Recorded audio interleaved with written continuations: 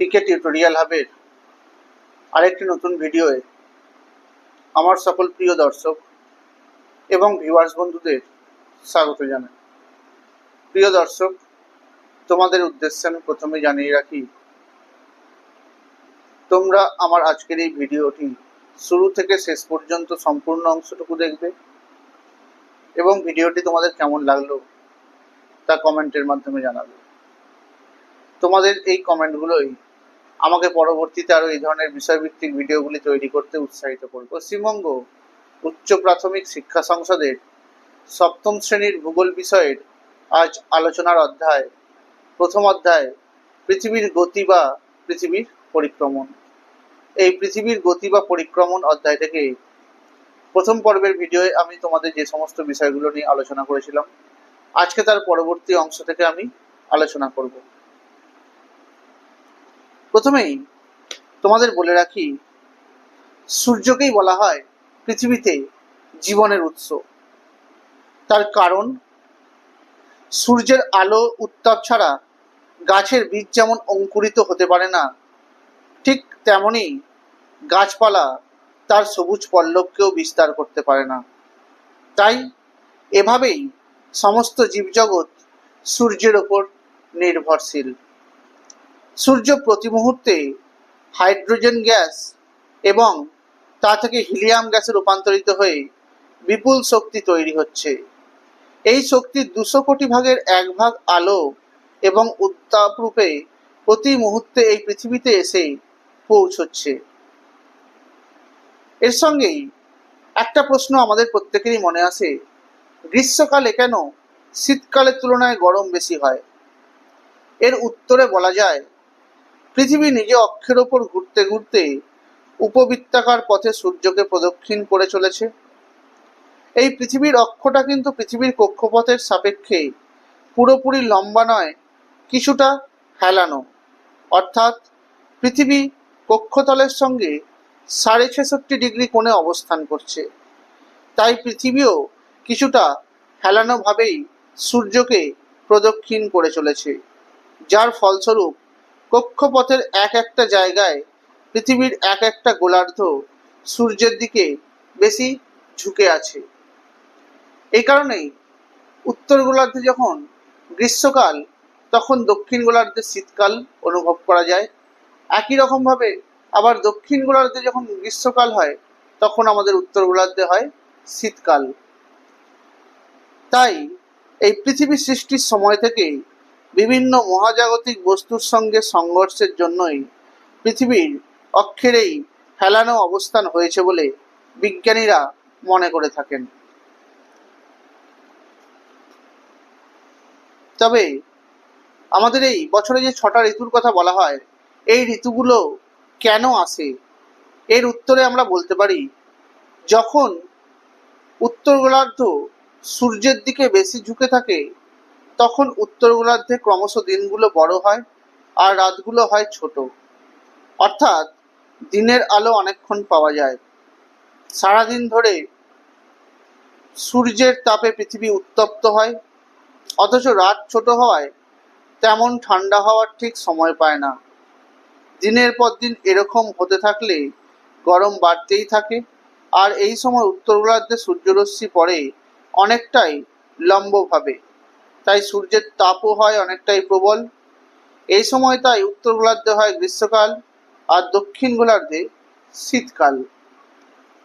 আবার একই রকমভাবে দক্ষিণ গোলার্ধ যখন সূর্যের দিকে বেশি ঝুঁকে থাকে, তখন উত্তর গোলার্ধে দিন ক্রমশ ছোট হয় আর রাত হয় বড়। দিনের আলো বেশিক্ষণ থাকে না বলে পৃথিবী বেশিক্ষণ ধরে উত্তপ্ত হয় না, রাতে ঠান্ডা হওয়ার সময় বেশি পায়। এই সময় উত্তর গোলার্ধে সূর্যরশ্মি বাঁকাভাবে পড়ে, তাই কম উত্তপ্ত হয়, আর এই সময় উত্তর গোলার্ধে শীতকাল আর দক্ষিণ গোলার্ধে দেখা যায় গ্রীষ্মকাল।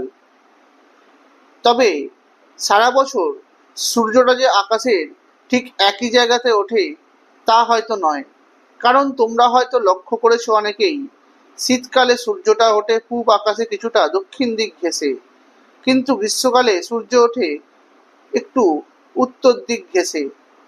আর এই রকম হওয়ার কারণটি হলো সূর্যের আপাতগতি, অর্থাৎ আপাতভাবে যেটা মনে হয় তা কিন্তু বাস্তবে ঘটে না। ঠিক যেমনভাবে তোমরা চলন্ত বাস ট্রেন থেকে যদি বাইরের দিকে তাকিয়ে থাকো, তাহলে মনে হবে গাছপালা ঘরবাড়িগুলো যেন সব পেছন দিকে সরে যাচ্ছে, অথবা নাগরদোলা চললে কিন্তু মনে হয় সব কিছুই যেন ঘুরছে।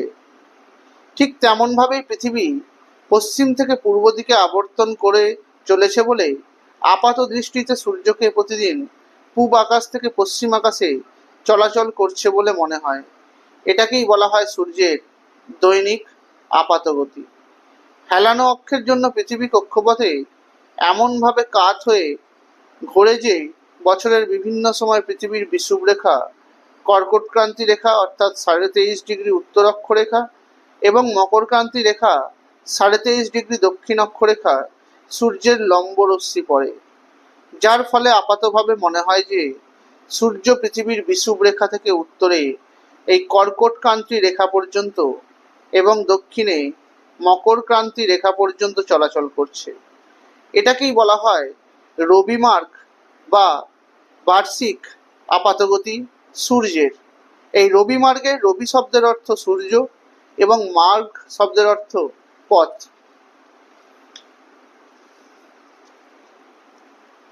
তবে বছরের দুটো দিন, বিশেষ করে 21শে মার্চ এবং 23শে সেপ্টেম্বর বিষুবরেখায় সূর্যের লম্ব রশ্মি পড়ে।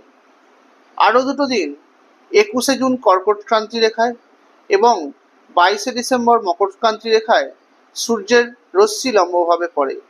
এই 22শে ডিসেম্বর থেকে 21শে জুন পর্যন্ত 6 মাস ধরে সূর্যের উত্তরমুখী যে আপাতগতি লক্ষ্য করা যায় তাকেই বলা হয় উত্তরায়ণ।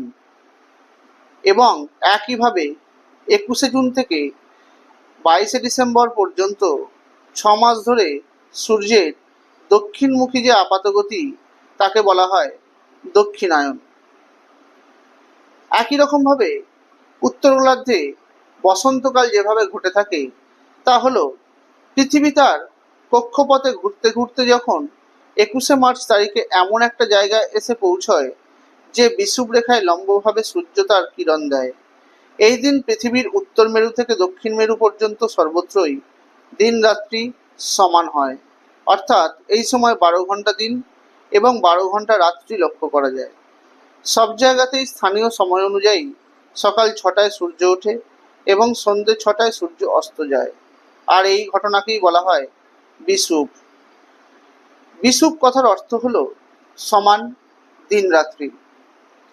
দিন এবং রাত প্রায় সমান হওয়ায় এই সময় অর্থাৎ মার্চ থেকে এপ্রিল মাসে আবহাওয়াও থাকে গরম এবং ঠান্ডার মাঝামাঝি। উত্তর গোলার্ধে এই সময় হয় বসন্তকাল, তাই 21শে মার্চের বিষুবকে উত্তর গোলার্ধে বলা হয় বসন্তকালীন বিষুব।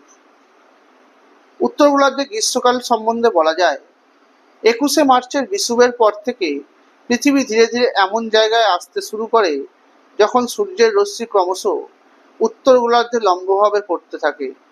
এর ফলে উত্তর গোলার্ধে দিন ক্রমশ বড় হয়, অর্থাৎ 12 ঘন্টার বেশি দিন লক্ষ্য করা যায়, এবং রাত হয় ছোট, অর্থাৎ 12 ঘন্টার কম। সূর্যের উত্তরায়ণের এই সময়টাই উত্তর গোলার্ধে গ্রীষ্মকাল হয়ে থাকে। আবার 21শে জুন পৃথিবী নিজ কক্ষপথে এমন একটা জায়গায় এসে পৌঁছয় যে উত্তর গোলার্ধে কর্কটক্রান্তি রেখার 23.5 উত্তর অক্ষরেখার ওপর সূর্যের আলো লম্বভাবে কিরণ দেয়। এই দিন উত্তর গোলার্ধে দিন হয় সবচেয়ে বড় আর দক্ষিণ গোলার্ধে দিন হয় সবচেয়ে ছোট। সুমেরু বৃত্তে 24 ঘন্টায় সূর্যকে দেখতে পাওয়া যায়। সুমেরু বৃত্তের অপর নাম উত্তর মেরু, এবং কুমেরু বৃত্তে 24 ঘন্টায় অন্ধকার লক্ষ্য করা যায়, অর্থাৎ কুমেরু বৃত্তের অপর নাম দক্ষিণ মেরু। এই 21শে জুনকে তাই কর্কট সংক্রান্তি বলা হয়ে থাকে। আজকের এই ভিডিওয়ে এই পৃথিবীর পরিক্রমণ বা পৃথিবীর গতি অধ্যায় থেকে এই উত্তর গোলার্ধে বসন্তকাল এবং গ্রীষ্মকাল এতদূর পর্যন্তই আলোচনা করলাম। এর পরবর্তী ভিডিওয়ে এই অধ্যায় থেকে বাকি বিষয়গুলি সম্পর্কে আলোচনা করব। তোমরা আমার আজকের এই ভিডিওটি লাইক করে দেবে, কমেন্ট করবে, শেয়ার করে দেবে। আমার চ্যানেল নতুন দেখে থাকলে চ্যানেলটি সাবস্ক্রাইব করে দেবে, পাশে থাকা বেল আইকনটি প্রেস করে দেবে যাতে তোমরা আমার ভিডিও নোটিফিকেশনগুলো পেতে পারো। তোমরা আমার ফেসবুক পেজে ফলো করে দেবে। আর ইনস্টাগ্রামে ফলো করে দেবে। ধন্যবাদ।